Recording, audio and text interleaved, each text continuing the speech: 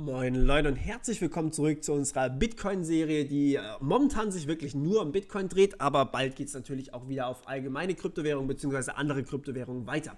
Heute gucken wir uns weitere Timelocks an. Letztes Mal haben wir uns die N-Log-Time angeguckt. Dieses Mal geht es um Check-Log-Time bzw. Check-Log-Time-Verify und das ist ein Per-Output-Timelock. Was genau bedeutet das und was ist der Unterschied? Gut, hoffentlich erinnert ihr euch an Transaktionen, die sind jetzt nämlich sehr, sehr wichtig. Wenn Alice an unser Peer-to-Peer-Netz, was die Blockchain meint zum Beispiel und was eigentlich alles tut, wenn Alice jetzt dahin eine Transaktion übermittelt, dann wird die natürlich gemeint. So, und bei N-Log-Time hat einfach das Peer-to-Peer-Netz direkt gesagt, ich möchte diese Transaktion nicht annehmen, wenn N-Log-Time nicht erfüllt ist. Das ist jetzt bei Check-Log-Time bzw. Check-Log-Time-Verify anders. Bei Check-Log-Time steht im Locking-Skript drin, dass die Transaktion oder dass das Geld für diesen Output tatsächlich erst ausgegeben werden kann, wenn diese Log-Time abgelaufen ist.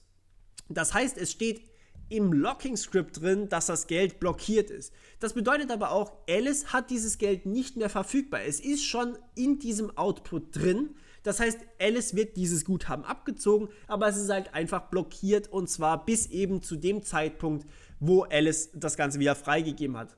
Aber auch nur der eine Output. Das heißt, wir können hier 5 Outputs haben. Einer kann zeitlich blockiert sein und alle anderen sind einfach nur frei. So. Und ja, das ist natürlich jetzt auch gut, denn so hat Bob auch wirklich die Garantie, dass Alice das Geld zur Verfügung hat. Sprich, er hat ja schon quasi gesehen, dass sie sozusagen die Miete überwiesen hat. Er kann es nur noch nicht ausgeben, weil es halt offiziell noch nicht seins ist. Weil es könnte ja irgendwie, keine Ahnung, passieren, dass Bob ein Arschloch ist oder sowas oder die Bude fackelt ab oder sonst irgendwas. Dann hat Alice allerdings das Geld trotzdem nicht, sprich es steckt auf der Blockchain einfach fest. Ja, okay. Was passiert jetzt, wenn Bob versucht, das Geld auszugeben? Bob möchte also eine ganz normale Transaktion machen und er gibt dieses Geld aus dem Output, den Alice mit Check-Log-Time bzw. Check-Log-Time-Verify blockiert hat, versucht er jetzt auszugeben.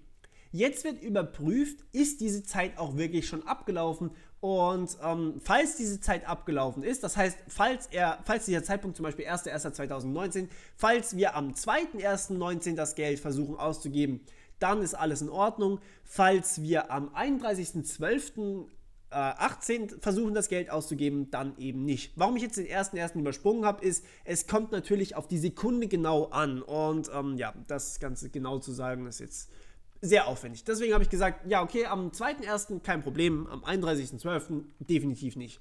So, aber die Blockchain bzw. das Peer-to-Peer-Netz verlangt jetzt hier von dieser Transaktion, dass N-Log-Time drin steht. Denn wenn N-Log-Time drin steht, dann kann man das sofort vergleichen.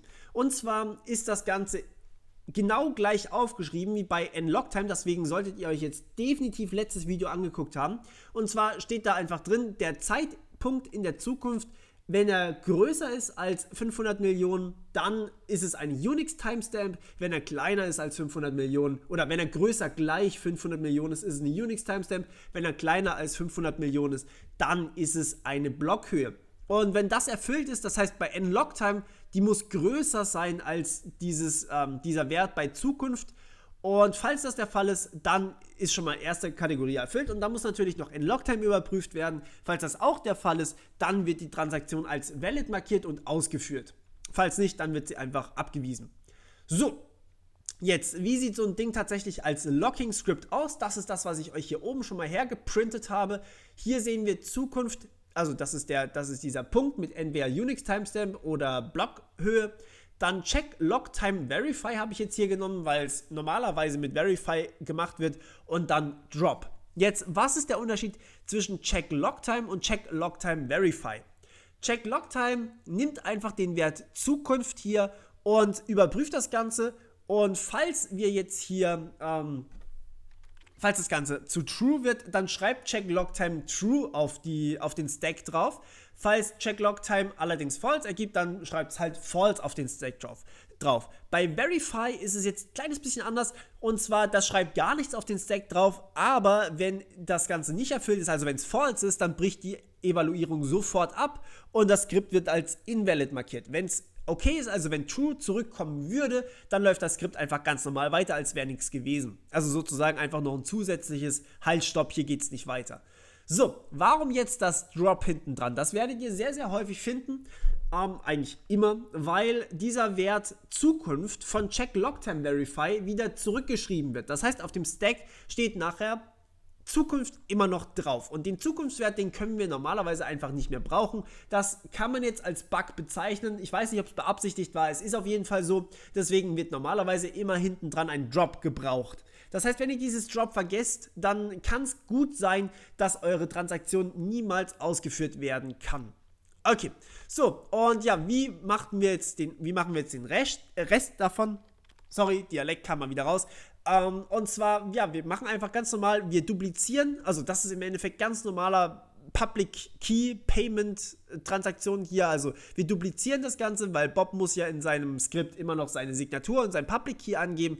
Wir duplizieren also den Public Key, dann hashen wir ihn, dann überprüfen wir, ob die gleich sind, mit Verify hinten dran. Das ist übrigens dasselbe Verify, also es macht im Endeffekt genau dasselbe Verify hier wie bei check-log-time. Wenn wir equal schreiben würden, würde true zurückgegeben werden und so weiter und so fort. Das haben wir 100 Mal behandelt, das will ich jetzt hier nicht breit treten nochmal, da könnt ihr euch die entsprechenden Videos angucken. Ja, und ansonsten ist das einfach eine ganz normale Transaktion, das heißt, man kann da natürlich auch noch irgendwie Multi-Signatures oder sonst irgendwas reinstecken. Da könnt ihr euch dann irgendwelche sehr, sehr komplizierten Sachen, if oder else oder sowas gibt es ja auch noch, könnt ihr euch aussuchen, was ihr machen wollt. Und ja, das war's von meiner Seite zunächst einmal. Wir hören uns beim nächsten Mal. Bis dann, ciao!